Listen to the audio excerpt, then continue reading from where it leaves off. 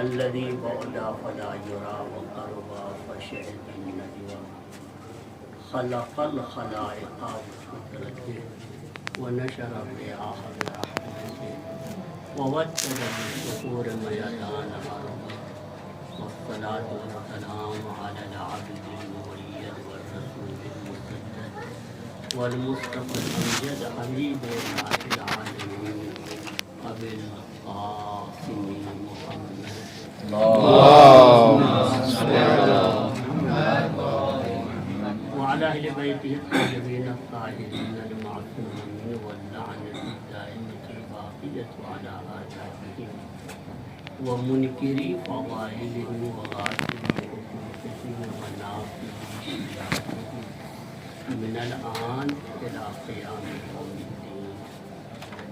أما بعد قل هذه سبيلي أدعو إلى الله على بصيرة أنا ومن اتبعني.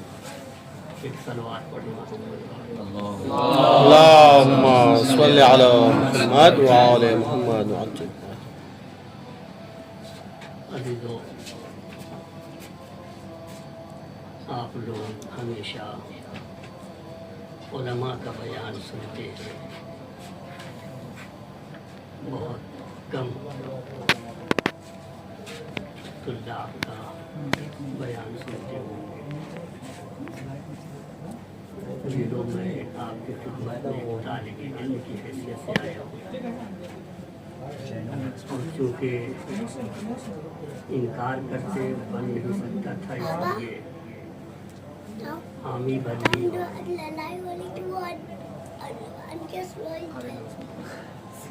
سروات پڑھے اللهم صل على محمد وعلى محمد. آپ کی خدمت آپ میں ذرا سا آگے ہو جائیں تاکہ جو لوگ بعد میں آنے والے ہیں آ جائیں. بہت شکریہ. صلوات پر محمد وآل محمد. اللهم صل على محمد وعلى محمد.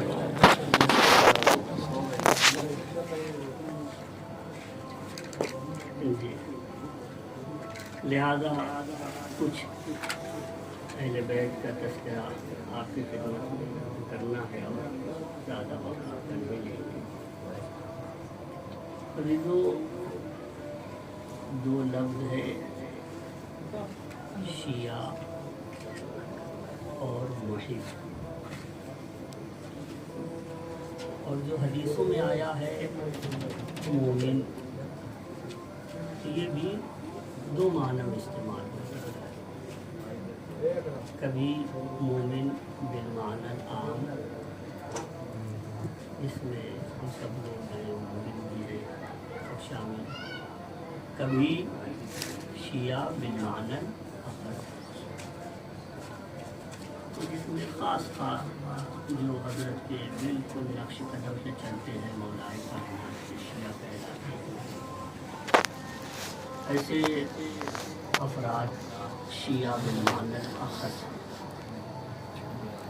اور طائف دونوں کی ہوئی ہے، شیعوں کی بھی ہوئی ہے اور محب کی بھی ہے. مثلا حدیث قصہ میں ہم لوگ پڑھتے ہیں فیہ جمع و محب بھی ہے، تو دونوں کی طائف ہے.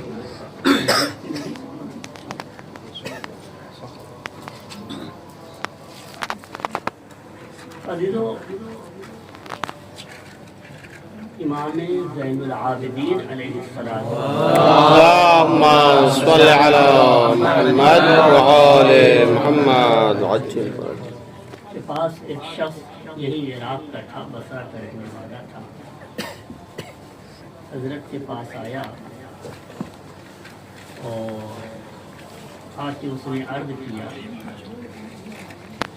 کہ اے میرے آقا، لیکن خطاب میں اس نے بہت ہی محترمانہ انداز سے خطاب نہیں کیا. ایسا خطاب کہ جو عموماً احترام کے لیے نہیں ہے.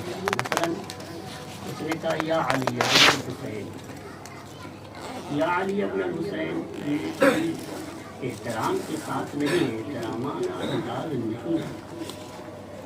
اصل کہتا جعلت فداک یا علی ابن حسین، احترام اس میں، یا یوں کہتا یا زین العابدین علی ابن حسین، یوں کہتا، اس طرح سے بھی خطاب نہیں کیا اس نے.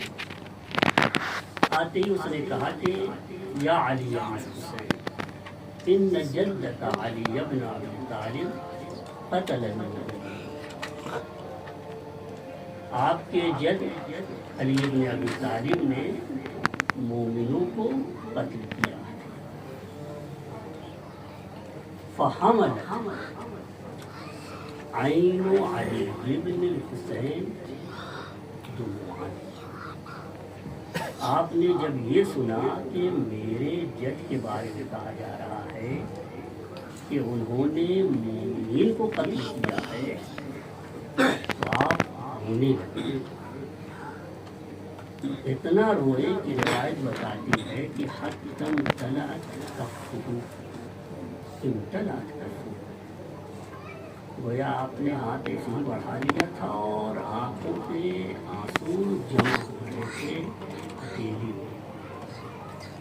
جب بھر گئے تو اس کو زمین پر سنجیدوں پر پھینک دیا اور فرمایا کہ واللہ ما قتل علی مؤمنا ولا مسلما. واہ، دیکھیے آنے والا جو ہے وہ اشارہ کر رہا ہے جنگ جمل کی طرف، جنگ صفین کی طرف، جنگ نہروان کی طرف، کہ آپ کے بابا نے مومنین کو قتل کیا آپ کے جد. تو آپ نے فرمایا کہ واللہ مومنوں کو تو قتل ہی نہیں کیا، حتیٰ مسلمانوں کو قتل کیا. سبحان اللہ، سبحان اللہ. اب آپ یہیں سے سمجھ لیجیے کہ دور بنی امیہ کا ہے. کچھ دن پہلے زیادہ وقت نہیں ہوا، واقعہ کربلا بھی ہو چکا ہے.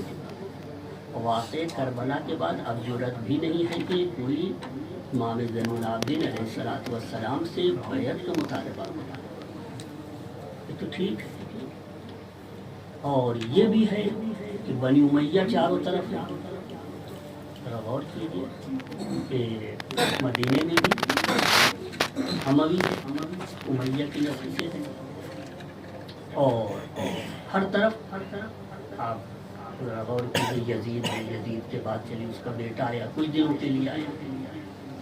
پھر مروان ہے، مروان کی بھی نسل چڑھتی ہے، آگے بڑھتی ہے، سب بنی ہوئی.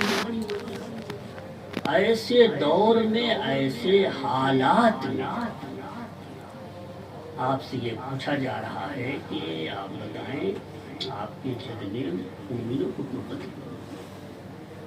تو یہ بڑی بات ہے کہ اس میں آپ کا یہ جواب کہ انہوں نے مومنوں کو تو قتل ہی نہیں کیا، مسلمانوں کو بھی قتل کیا. اتنی جرأت چاہیے بنی امیہ کے درمیان اس طرح کا جواب دینا. یعنی جمل والے حتیٰ اسلام پہ بھی نہیں، علی کے مقابل میں آئے اور پھر اسلام کے باقی بھی ہو. یہ کیسے ہو سکتا ہے؟ سبحان اللہ، سبحان اللہ. نہروان والے تو بہرحال وہ تو خوارج تھے، لیکن اس نے جو سوال کیا تو سبھی کو لے کے کیا. اور پھر صفین والے یہ بھی.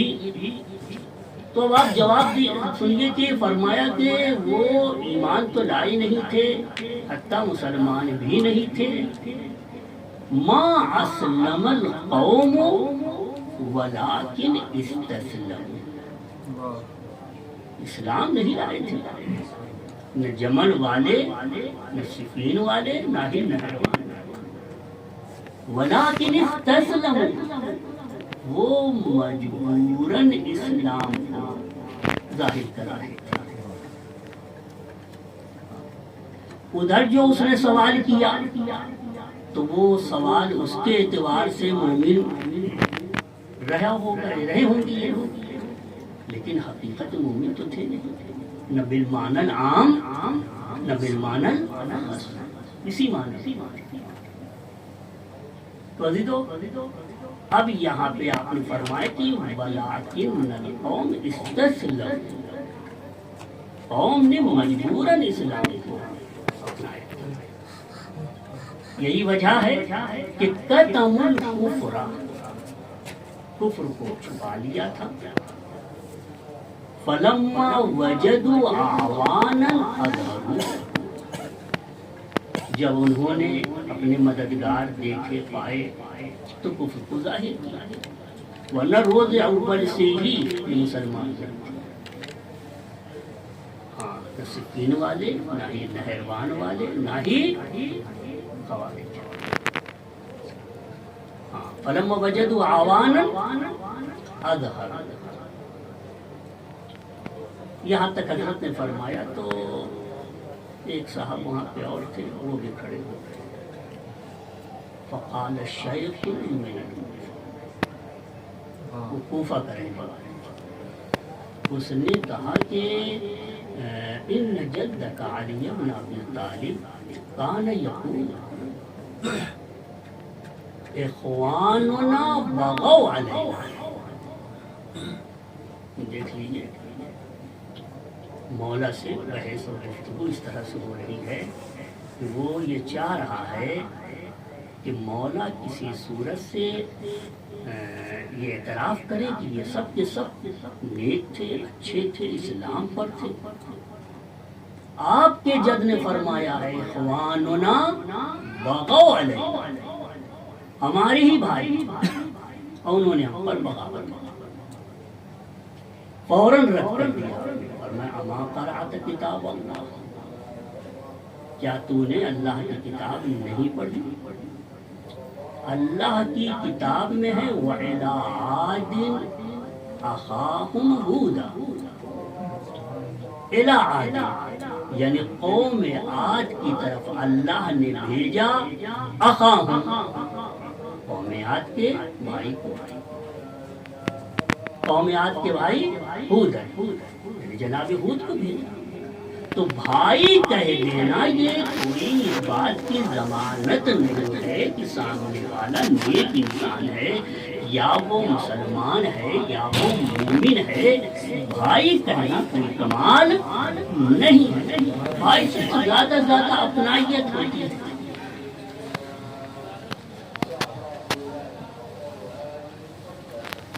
اللهم صل على محمد وعلى محمد۔ بھائی کہنے سے ہاں کچھ ایسے حالات ہیں کہ جن میں حضرت نے ایک دوسرے کو بھائی بنایا ہے، کئی بار بنایا ہے،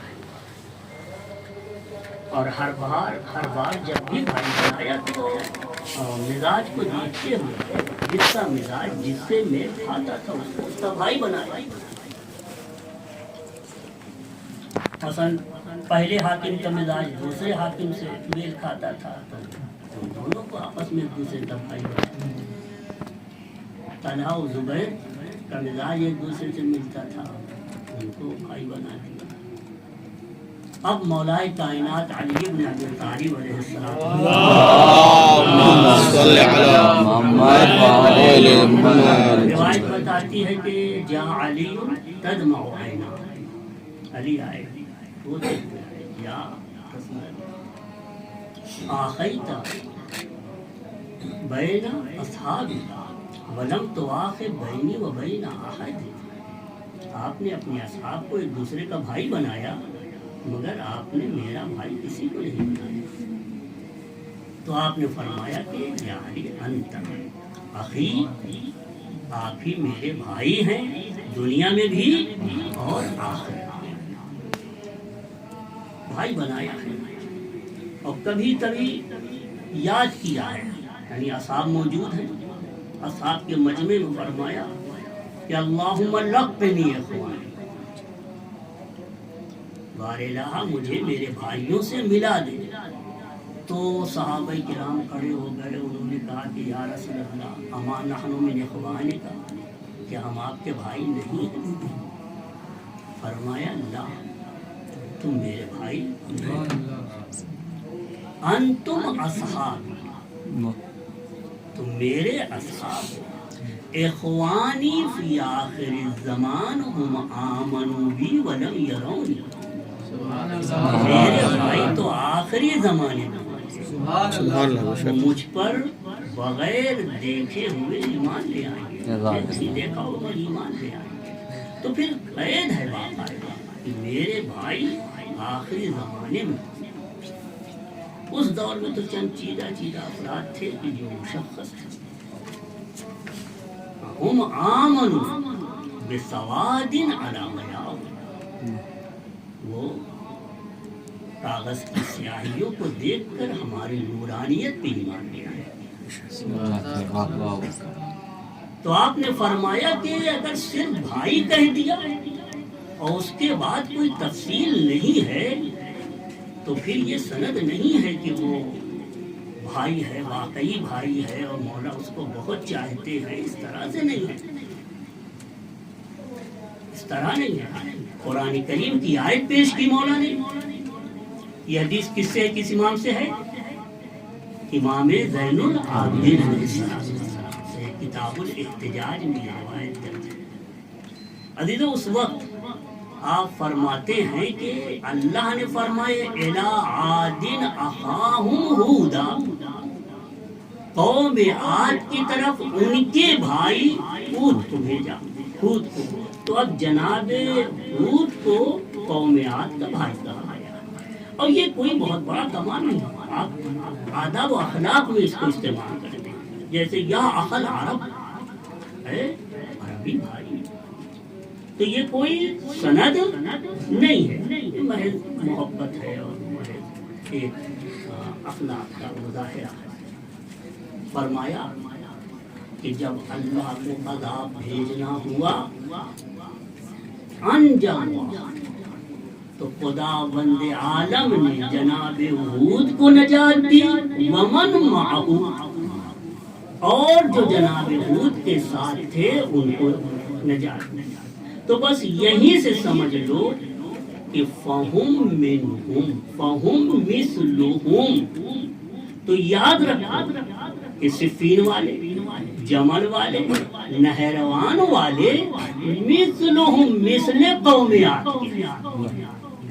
کہ اللہ نے قوم عاد میں ہود کو نجات دی اور ان کے ساتھ جو تھے ان کو نجات دی۔ پھر اس کے بعد وَأَهْلَكَ عَادٍ مِنَ الرِّيحِ الْعَقِيمِ، اور قوم عاد کو ہلاک کر دیا ایک ایسی ہوا سے جو کہ گویا عقیم تھی، بانجھ ہوا تھی، بے ثمر تھی، لیکن ہلاک کرنے کے لیے فائدہ مند تھی۔ تو عزیزو، فرق ہے۔ مومن دو معنی میں استعمال ہوا ہے، کبھی بالمعنی الاخذ جس کو آپ کہتے ہیں شیعہ، خالص شیعہ، اور کبھی بالمعنی العام جو کہ محب کے معنی ہے۔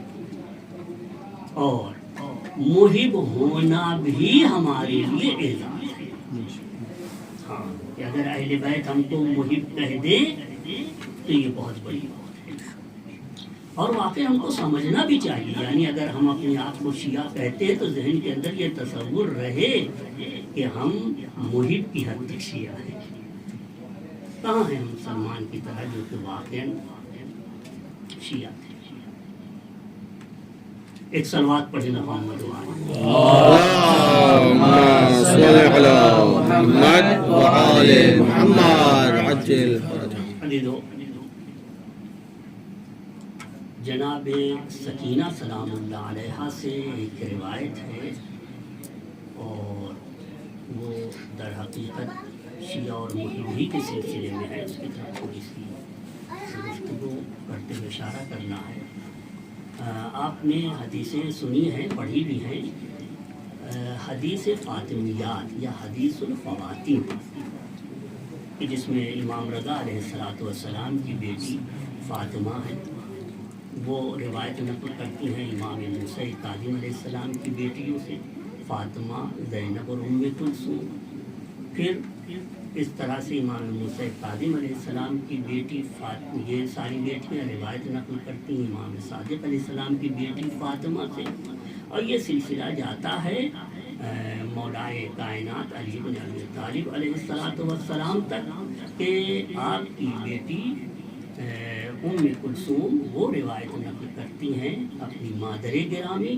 ہاں تو ان سے پہلے امام حسین علیہ السلام کی 2 بیٹیاں فاطمہ اور سکینہ. یہ روایت میں ہے، باقاعدہ ہے کہ حدثتنی اور اس کے بعد یہ نام ہے فاطمۃ و سکینۃ ابنۃ الحسین. ان دونوں نے مجھ سے مجھ کو بیان کیا، مجھ سے بتایا، اور پھر انہوں نے ام کلثوم نے اپنی مادر گرامی فاطمہ سے. پھر فاطمہ سلام اللہ علیہ ارشاد فرماتی ہیں کہ میرے بابا معراج پر تشریف لے گئے تھے. پوری روایت نہیں بیان کرنا، اشارہ کرنا ہے کہ معراج پہ تشریف لے گئے تھے. اس کے بعد جنت میں داخل ہوئے. جنت میں جیسے ہی داخل ہوئے تو ایک قصر نظر آیا، اور قصر میں دروازے کے اوپر ایک عبارت تحریر تھی اور پردہ لگا ہوا تھا، اس پردے پہ بھی ایک عبارت تحریر تھی. پھر آپ داخل قصر ہوئے. جیسے ہی داخل قصر ہوئے فیضا بقصر، پھر ایک قصر نظر آیا. اس قصر میں داخل ہوئے. جب قصر کے دروازے پہ نظر پڑی تو اس پہ بھی ایک تحریر تھی، اور اس کے بعد پردے پہ بھی ایک تحریر تھی. پھر اس کے بعد داخل ہو گئے. اس طرح سے آپ لوگوں نے روایت سنی ہوگی. ایک صلوات پڑھے محمد وآل محمد. اللهم صل على محمد وعلى محمد. متوجہ ہیں، یہ حدیث جو ہے حدیث المسلسلات کہلاتی ہے، اور یہ کتاب بھی المسلسلات ہے، اور بہار میں بھی یہ روایت ہے. اور علی اکبر جناب نمازی شیخ نمازی نے اپنی کتاب مستدرک سفینۃ البحار میں بھی اس کو نقل کیا ہے. اس روایت کو نہایت عمدہ روایت ہے. آپ کی توجہ ہو تو میں چند جملے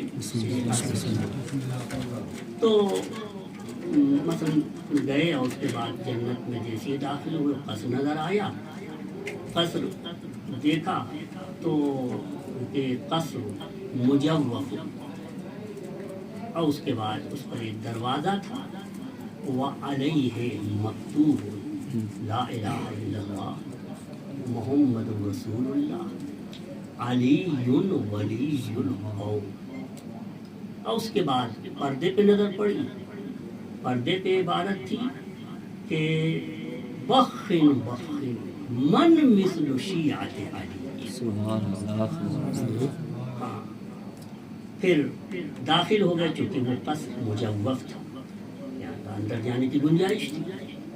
جب اندر گئے تو پھر ایک قصر نظر آیا، اور اس کی بھی خصوصیات روایت میں بیان کیے گئے. مثلا بتایا گیا کہ من عقیق احمر، اور اس کے بعد پھر دروازے کی ایک خصوصیت الگ سے ہے، وہ بتایا گیا کہ من فضة علیہ باب من فضة، اس میں موتیاں جڑی ہوئی ہیں اس طرح سے. پھر دروازے پہ تحریر دیکھی اور پردے پہ تحریر دیکھی، اور اس میں یہ تھا کہ محمد رسول اللہ علی الوصی المصطفیٰ. اور پردے کی عبارت تھی کہ بشر شیعت علی بطیب المولد. ہاں، پھر اس کے بعد اور داخل ہوئے، اندر گئے، وہ بھی مجوف تھا. تو وہاں بھی اس قصر پہ بھی دروازہ اور دروازہ پہ پردہ. تو اب وہاں پہ دروازے کی عبارت اس حدیث میں نہیں ہے، اس میں یہ ہے کہ پردے پہ عبارت تھی. پردے پہ عبارت تھی کہ یا علی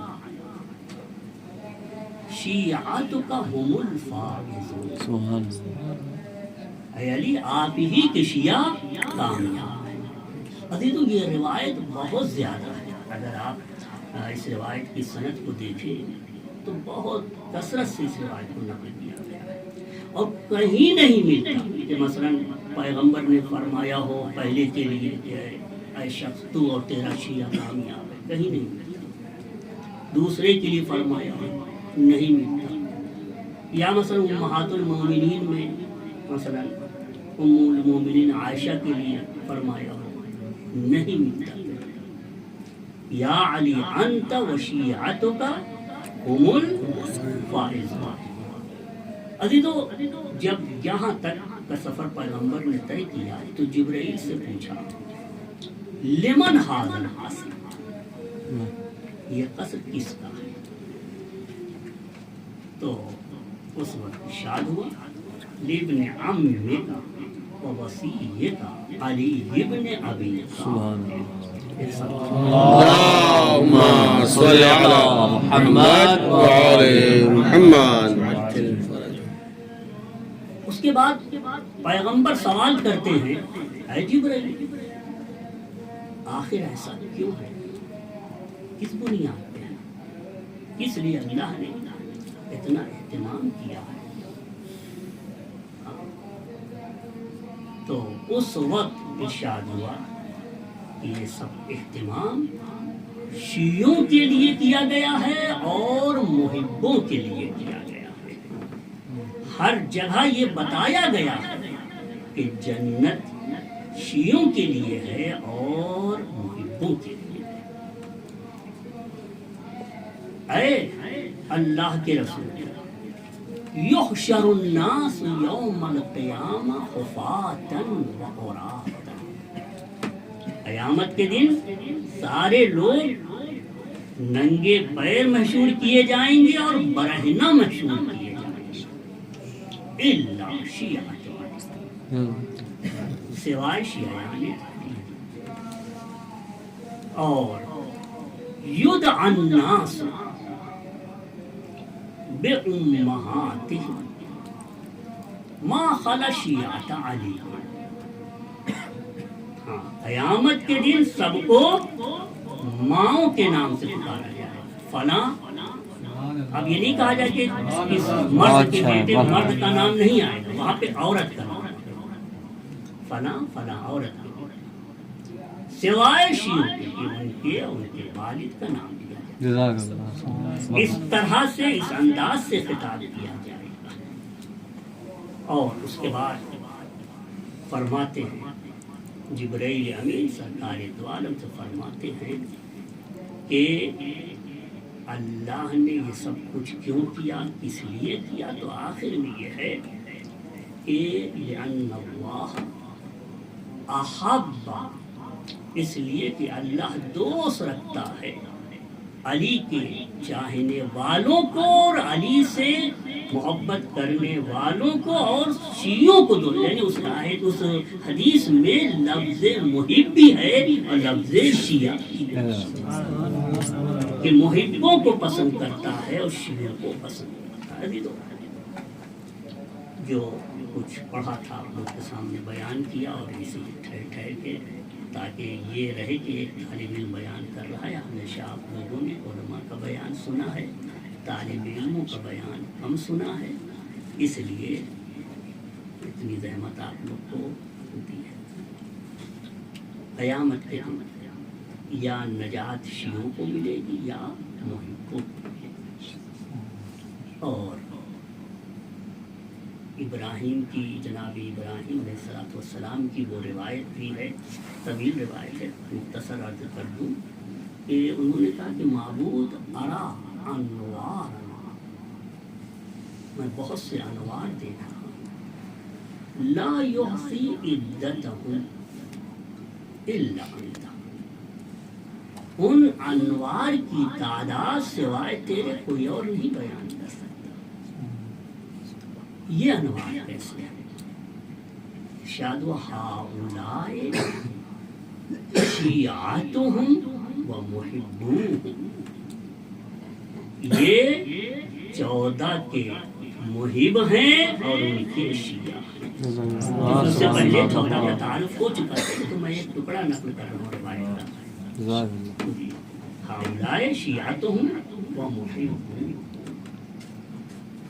البتہ کچھ علامتیں بھی ہیں، واقعی اگر ہم محب ہیں، حضرت کے چاہنے والے ہیں، تو اس کی بھی علامت ہے، اور اگر شیعہ ہیں تب تو سخت ترین علامتیں ہیں، لیکن اگر محب ہے کم سے کم تو اس کی بھی علامتیں اپنے اندر ہم کو لانا۔ بما یعرفون شیعتہم و محبوہم، کیسے 14 کے شیعہ معلوم ہوں گے، پہچانے جائیں گے، اور ان کے چاہنے والوں کی پہچان کیا ہے؟ فرمائے بصلاۃ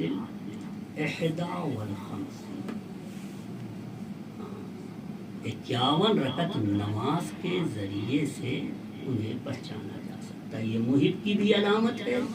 شیعوں کے اندر تو یہ ہونا ہی چاہیے جو ان سے بالا تر درجہ رکھتے ہیں، اور پھر اس کے علاوہ بھی ان کے خصوصیات ہیں۔ 51 رکعت نماز۔ ابھی تو آپ لوگ تو مسئلہ جانتے ہیں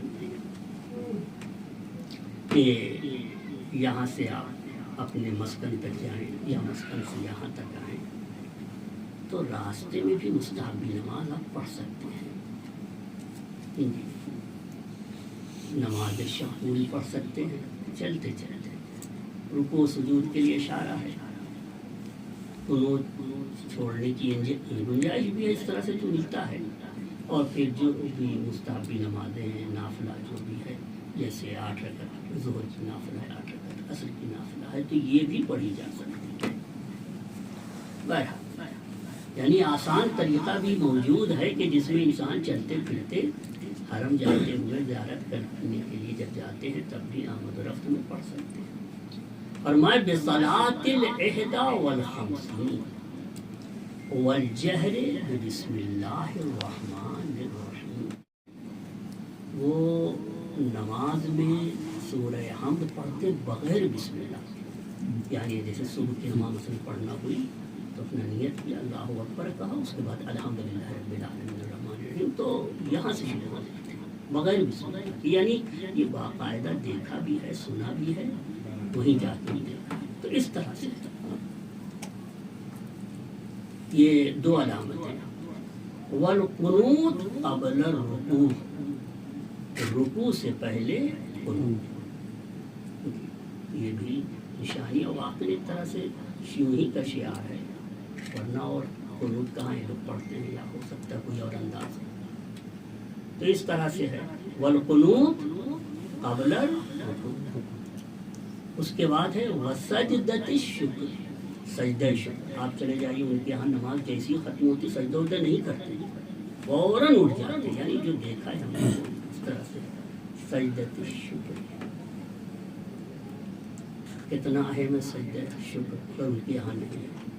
حتیٰ کہ یہی جب معراج پہ گفتگو ہو رہی تھی، گفتگو ہوتے ہوتے مولا کائنات علی بن ابی طالب علیہ السلام اللہم صلی علی محمد وآل محمد تذکرہ ہونے لگا، اور تذکرہ ہو رہا تھا کہ ایک مرتبہ ارشاد ہوا کہ فَأَحِبَّهُ، اے میرے رسول علی سے محبت کرو۔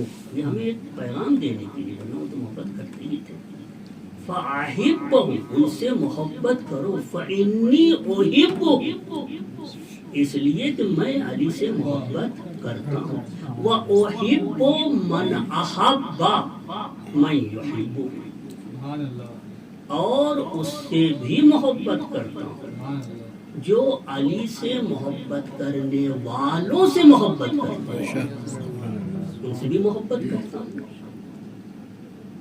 اب یہاں پہ روایت ملتی ہے جو پیغمبر کی زبان مبارک سے، فَخَرَرْتُ لِلَّهِ سَاجِدًا، میں سجدے میں گر گیا، مُسَبِّحًا شَاكِرًا لِرَبِّهِ، اللہ کی تسبیح کرتے ہوئے، شکر پروردگار کرتے ہوئے میں سجدے میں گر گیا کہ علی کی محبت کا پیغام دیا جا رہا ہے، اور اللہ اس قدر دوست رکھتا ہے علی کے چاہنے والوں کو کہ اگر اس کا سلسلہ آگے بڑھا، کوئی غیر بھی آ کے علی کو چاہنے لگا تو اس سے بھی محبت کرو، علی سے محبت کرنے والوں سے بھی محبت کرو، اور جو ان محبت کرنے والوں سے محبت کرے ان سے بھی محبت کرو۔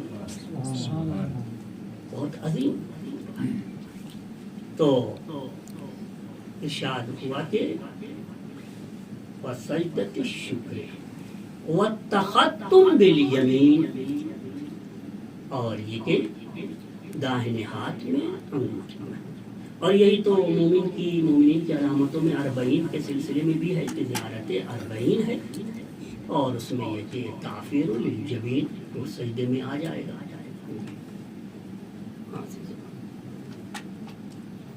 جناب سکینہ سلام اللہ علیہ کی یہ روایت ہے جو کہ کتاب المسلسلات میں ہے، اور مستدرک سفینۃ البحار میں بھی ہے، بحار الانوار میں بھی ہے یہ روایت، کئی جگہ پہ نقل ہوئی ہے۔ بس عزیزو، یہ زمانہ اور یہ وقت ذرا سا صرف تصور کریں، سکینہ ہی کی گفتگو کو آگے بڑھائیں۔ امام حسین فرماتے ہیں انی لأحب دار، میں اس گھر کو پسند کرتا ہوں، اس گھر سے محبت کرتا ہوں کہ جس گھر میں سکینہ اور رواب رہتی ہے۔ اور یہی نہیں، میں افضل لہما جل مالی، ان کے لیے میں اپنا زیادہ سرمایہ خرچ کر دیتا ہوں۔ ولیس عاتب عندی عتاب، اور کسی سرزنش کرنے والے کی سرزنش کی پرواہ بھی نہ۔ ہاں عزیزو، جب سب سے رخصت ہوئی ہے، گلجناح پہ سوار ہوئے، وسمع صوتا ضعیفا نحیفا من ورائہ، تو ایک نحیف آواز پیچھے سے آئی۔ حسین نے جو مڑ کر دیکھا تو دیکھا کہ ننھی سکینہ ہے جو ذوالجناح کے پیروں سے لپٹی ہوئی ہے۔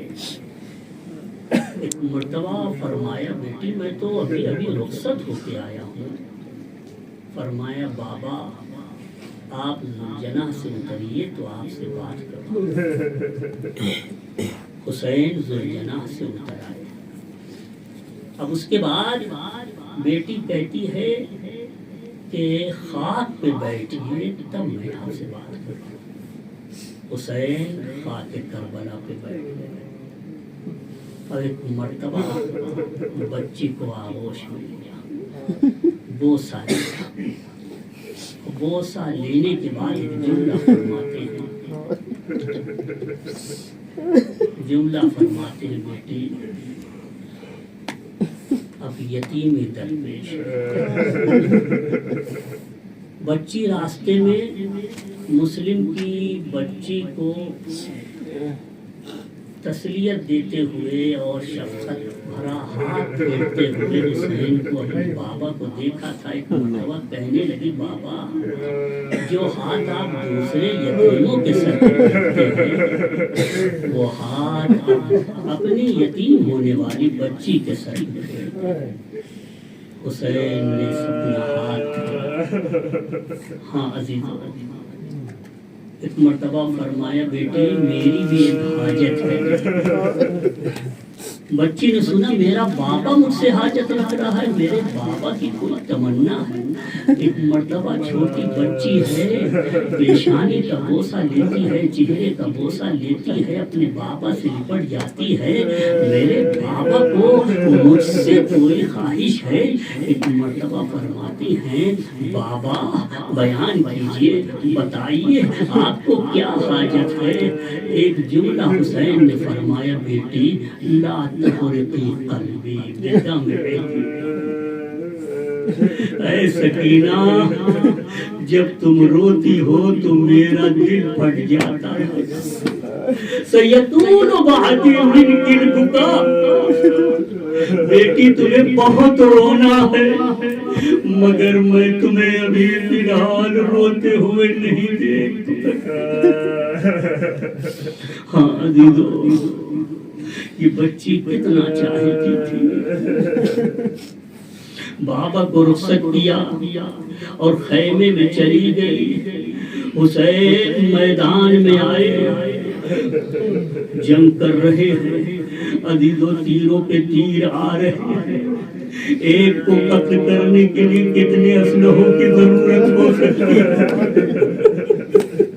عزیزوں یوں تو لاکھوں کی فوج، لیکن کم سے کم 30,000 روایت میں کم سے کم 30,000 کی تعداد تو ضرور لکھی ہوئی ہے، آپ دیکھیں گے ہر جگہ ملے گا کل یریدون ان یتقربوا، یہ 30,000 ہر ایک کی یہ تمنا تھی کہ قربتاً الی اللہ حسین کو قتل کریں، اس قدر شقی تھے۔ ہاں عزیزو روایت بتاتی ہے کہ حسین ذوالجناح پر ہے، تیروں سے حملہ ہو رہا ہے، نیزوں سے حملہ ہو رہا ہے۔ ہاں عزیزو اسی عالم میں ایک ملعون نے پیشانی پہ پتھر مارا، حسین فاخذ الثوب لیمسح الدم، آپ نے پیراہن اٹھایا اور پیراہن کو بلند کیا تاکہ پیشانی کا خون پوچھے۔ پیراہن جو اتنا بلند ہوا کہ سینہ نمودار ہو گیا۔ عزیزو صالح بن وہب نے کیا کیا؟ ایک نیزہ 3 پھلوں والا زہرآلود حسین کے سینے پہ مارا، اور ایک مرتبہ وہ نیزہ سینے سے نکل کر پشت کی جانب سے باہر آ گیا۔ ہاں عزیزو اس کی باہر، لیکن باہر بالکل نہیں گیا، صرف خالی نیزے کی جو انی ہے، جو پھل ہے، وہ پشت سے باہر آ گئی تھی۔ اب حسین کیسے نکالے، کس طرح سے نکالے؟ ہاں عزیزو حسین کے لیے آگے سے نکالنا مشکل تھا، تو پیچھے کی طرف ہاتھ بڑھایا، اور ہاتھ بڑھانے کے بعد ایک مرتبہ وہ دعائے قربانی جو ہمارا آپ پڑھتے ہیں اس کو پڑھا، بسم اللہ وباللہ وعلی ملت رسول اللہ، یہ کہہ کر نیزے کو پشت کی جانب سے نکالا، اور ایک مرتبہ خون کا فوارہ جاری ہو گیا۔ ہاتھوں میں خون کو لیتے جاتے ہیں، چلوں میں لے لے کے اپنے منہ پہ ملتے جاتے ہیں۔ ہاکذا الاقی جدی رسول اللہ، میں اپنے نانا رسول خدا سے اسی حالت میں ملاقات کروں گا۔ ہاں عزیزو یہ سارے جملے ہیں، مگر حملہ بند نہیں ہو رہا ہے۔ اب حسین ہزاروں زخم کھا چکے ہیں، زمین پر گرنے والے ہیں۔ ایک مرتبہ ذوالجناح ہے، راکب دوش رسول کی سواری کا ذوالجناح ہے، بہت یہ ذوالجناح ہے لیکن بہت معرفت ہے۔ اس نے دیکھا کہ اب حسین سنبھل نہ سکیں گے، تو اس نے خود مقبل کو تلاشا، اس جگہ کو کہ جہاں گڑھا تھا، اس گڑھے کے پاس آیا، گڑھے میں داخل ہوا، اپنے 2 پیروں کو آگے بڑھایا اور پیچھے کے پیروں کو پیچھے کیا، اپنے کو نیچے جھکایا۔ ایک مرتبہ زمین کی سطح قریب ہو گئی، حسین کو آرام سے زمین پر گرایا۔ کتنا معرفت ہے۔ ایک مرتبہ حسین نے ذوالجناح سے فرمایا، اے ذوالجناح اذا قتلت، جب میں شہید کر دیا جاؤں تو میری شہادت کی خبر خیمے میں پہنچا دینا۔ عزیزو حسین کی شہادت کے بعد ذوالجناح نے اپنے سر کے بالوں کو، گردن کے بالوں کو خوب خون حسین میں رنگین کیا، اور رنگین کرنے کے بعد میں کہوں گا کہ اے ذوالجناح تو خالی واپس چلا جائے تو بھی جب نبی زادیاں دیکھیں گی تو وہ سمجھ جائیں گی کہ میرا آقا شہید ہو گیا ہے، لیکن ذوالجناح ہے، صاحب معرفت ہے۔ ایک جانور کی معرفت اس قدر ہے کہ وہ یہ کہیں ایسا نہ ہو کہ سکینہ کے ذہن میں یا کسی نبی زادی کے ذہن میں یہ خیال آئے کہ کیا ذوالجنا نے آخر وقت میں میرے بابا کا ساتھ چھوڑ دیا ہے۔ نبی زادی یہ خیال کرنے لگے، کوئی کنیز یہ سوچنے لگے کیا زندگی میں ساتھ چھوڑ دیا؟ عزیزو یہ خیال بھی نہ آئے، اس لیے اس نے اپنے پورے چہرے کو رنگین کیا اور ایک مرتبہ خیمے کی طرف چلا۔ روایت میں اس کے ہنہنانے کی ترجمانی بھی کی ہے۔ اس نے اپنے ہنہناہٹ میں اس نے کہا اولیم اولیم من امت قتلت ابن بنت نبی، ہائے ظلم اٹھایا گیا، بہت بڑا ظلم ہو گیا، امت نے نبی کے نوازے کو قتل عزیزو ایک مرتبہ یہ ذوالجنا خیمے کے قریب پہنچا اور ایک مرتبہ زینب کی نظر پڑی۔ زینب سب سے پہلے سکینہ سے مخاطب ہوتی ہے، اے سکینہ ایسا لگتا ہے تیرا بابا پانی لے کر آ گیا۔ عزیزو جیسے ہی یہ آواز سنی سکینہ بڑی تیزی سے خیمے سے باہر نکلنا چاہی، ایک مرتبہ جلدی سے آئی، خیمے کے دروازے پہ پہنچی، جیسے ہی نظر ذوالجنا پر پڑی، ایک مرتبہ دیکھا ذوالجنا ہے لیکن میرا بابا نہیں ہے۔ سکتے کا عالم اس بچی کے، سکتے کا عالم۔ کچھ دیر کے بعد اب یہ بچی ذوالجنا کی طرف بڑھی، ننھے ننھے ہاتھوں کو ذوالجنا کے سر پر پھیرا، خون آلو چہرہ دیکھا، سر و بال دیکھے، ایک مرتبہ فرمایا اے ذوالجنا مجھے یقین ہے کہ میرا بابا شہید کر دیا گیا ہے اور تم خبر شہادت لے کر آیا ہے۔ اے ذوالجنا بس اتنا بتا دے، ہر فتنہ میں ہم سکیا میرے بابا کو پیاسا مار ڈالا گیا یا پانی دیا گیا؟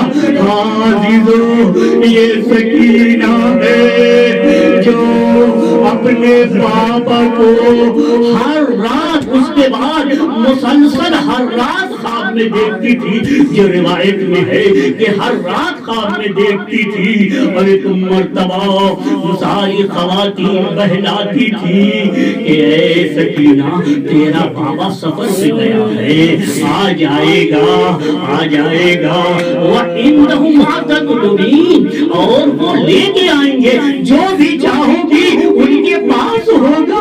عزیزو اس عالم میں جب ہر رات اپنے بابا کو دیکھ رہی تھی، وہ عالم ذرا یاد کیجئے کہ وہ شب بھی آتی ہے کہ زندان شام ہے، بچی تمیز گوشے میں جاتی ہے، ہائے بابا کہتی ہے، کبھی اس گوشے میں جاتی ہے، عزیزو جب رو کے تھک جاتی ہے روتے روتے تو کسی اینٹ کے اوپر سر رکھ لیتی ہے، عزیزو سو جاتی ہے۔ ایسی ہی ایک روز اپنے پھوپھی کے آغوش میں سو گئی اور سوتے سوتے عالم خواب میں اپنے بابا سے باتیں کرنے لگی، بابا آپ کے بعد کتنے مصائب پڑے، مجھے تماچے مارے گئے، میرے کانوں سے بندے چھینے گئی۔ عزیزو اس کے بعد فرماتی ہیں بابا اے میری پھوپھی کی پشت بھی سیاہ ہو گئی ہے، بابا اپنا بھی بتا رہی ہے پھوپھی کا بھی بتا رہی ہے۔ عزیزو روایت میں ہے کہ زینب نے نبی زادیوں کو اکٹھا کر لیا، ایک مرتبہ روتے روتے اس بچی کی آنکھ کھل گئی، بچی کہتی ہے یا مجھے میرے بابا کے پاس لے چلو یا میرے بابا کو میرے پاس لے کر آ جاؤ۔ عزیزو یہ بچی جب اس طرح سے رونے لگی تو نبی زادیاں بھی رونے لگی، کنیزان حرم بھی رونے لگی۔ عزیزو میں نے تو یہ دیکھا، میں نے یہ بھی پڑھا ہے کہ باقاعدہ پڑھا ہے کہ جناب زینب کے احترام میں نبی زادیوں کی رونے کی آواز زیادہ بلند نہیں ہوتی تھی، لیکن جب زینب رونے لگی اس منظر کو دیکھ کر، اس منظر کو دیکھ کر کہ بچی چپ نہیں ہو رہی، مسلسل اپنے بابا کو مانگ رہی ہے، تو مرتبہ زینب کی آواز بلند ہوئی، تو ساری نبی دادیوں کی آواز بلند ہوئی، خواتین اہل حرم کی آواز بلند ہوئی۔ ایک مرتبہ یہ آواز یزید کے کانوں میں ٹکرائی، یزید نے پوچھا آخر یہ آواز کیسی ہے؟ یہ رونے کی آواز، فریاد کی آواز۔ تو لوگوں نے پیغام پہنچا دیا کہ اے یزید، حسین کی ایک بچی ہے۔ ایک مرتبہ اس نے جب پوری بات سنی، اس نے کہا کہ ابھی ابھی سر لے جاؤ اور لے جا کے اس بچی کے سامنے رکھ دو۔ عزیزو سر آیا، چونکہ وہ ڈھکا ہوا تھا۔ ایک مرتبہ فرمایا پھوپھی جان مجھے کھانا نہیں چاہیے۔ بچی کو ایک مرتبہ وہ سر دکھا دیا گیا، بچی نے وہ سر دیکھا، ایک مرتبہ بیان کرنا شروع کر دیا، بابا بابا من الذی خضبک بالدماء، بابا اور اس طرح سے آپ کا سر خون سے شرابور ہے، جس نے آپ کے سر کو خون سے مذاب کر دیا۔ بابا من الذی ایتمنی فی الصغر، میرے بابا مجھے اس بچپن 3 سال یا 4 سال کی عمر میں اس نے یتیم کر دیا۔ کبھی فرماتی ہے لیتنی، اے کاش میں آپ کو دیکھنے سے پہلے مر گئی ہوتی، لیتنی وسط التراب، کاش مجھے دفن کر دیا گیا ہوتا اور میں آپ کو اس حالت میں نہ دیکھتی۔ بیٹھ کرتے کرتے ایک مرتبہ بچی چپ ہو جاتی ہے، زینب قریب آتی ہے۔ اب ان ہونٹوں کو کہ جو حسین کے ہونٹوں سے ملے ہوئے تھے، سکینہ کے ہونٹوں کو بلند کیا، سکینہ کے سر کو زینب نے اپنے ہونٹ رکھ دیے ہونٹوں پر، اور ایک مرتبہ یہ محسوس کرنا چاہا کہ سانس آ رہی ہے یا نہیں۔ عزیزو روایت بتاتی ہے ایک مرتبہ زینب نے فرمایا کہ میری بچی اس دنیا سے رخصت ہو گئی ہے۔ عزیزو ایک مرتبہ گریے کی آواز بلند ہوئی، یہ آواز اب یزید کے دربار میں پھر پہنچتی ہے، اور ایک مرتبہ وہ کہتا ہے کہ اب کیا ہوا؟ پھر بات پہنچائی گئی کہ سکینہ کی سکینہ وہ بچی روتے روتے اپنے بابا کو روتے روتے دنیا سے رخصت ہو گئی ہے۔ اس نے غسالہ کو بلایا، اس کا یہ پروگرام تھا، اس کی یہ اسکیم تھی کہ یہ غسالہ جائے، جلدی سے غسل دے دے اور کفن پہنا کے جلد از جلد دفن کر دے، تاکہ یہ رونے کی گریہ کی آواز دیر تک نہ قائم رہ سکے۔ ہاں عزیزو ایک مرتبہ غسالہ آتی ہے، غسالہ نے غسل کے آگے سے کپڑے کو اتارنا چاہا، لیکن یہ کپڑا چپکا تھا، اتارنے میں مشکل ہوتی تھی کیونکہ زخمی تھا، تازیانوں کے بھی زخم، نیزوں کے بھی زخم تھے۔ خود فرماتی ہے کہ جب ہم میں سے کوئی چل نہیں سکتا تھا تو ہمیں تازیانے مارے جاتے تھے، کیونکہ نیزہ سے اذیت کی جاتی تھی۔ ایک مرتبہ اس نے کسی طرح سے کپڑے اتارے، کپڑا اتار دیا، اتارنے کے بعد دیکھا کہ یہ بدن سیاہ ہے، فوراً ہٹ جاتی ہے اور ایک جملہ کہتی ہے کاش اس کی ماں مر گئی ہوتی۔ یعنی اس کا مطلب یہ ہے کہ اگر ماں مر گئی ہے تو ٹھیک ہے، اس نے یہ حالت تو نہیں دیکھی، اور اگر زندہ بھی ہے تو ٹھیک ہے کہ اس نے نہیں دیکھا، اب نہ دیکھے بلکہ مر جائے، مگر اس جسم کو نہ دیکھے، اس کو کون برداشت کر سکتا ہے؟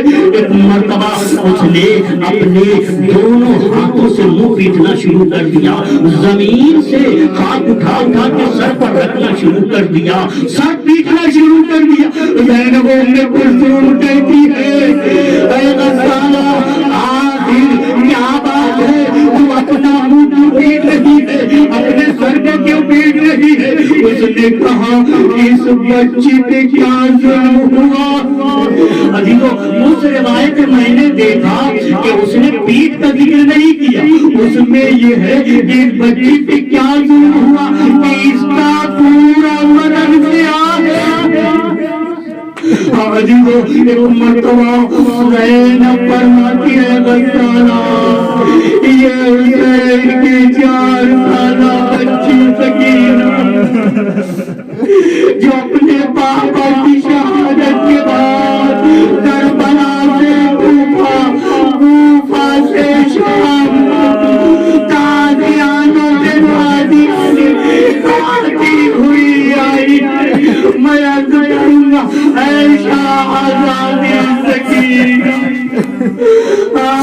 یقیناً بڑے ظالم تھے وہ لوگ، بہت ظلم ڈھایا گیا اے بیوی، لیکن آپ کو غسل دیا گیا، کفن بھی دیا گیا، وہاں دفن کیا گیا۔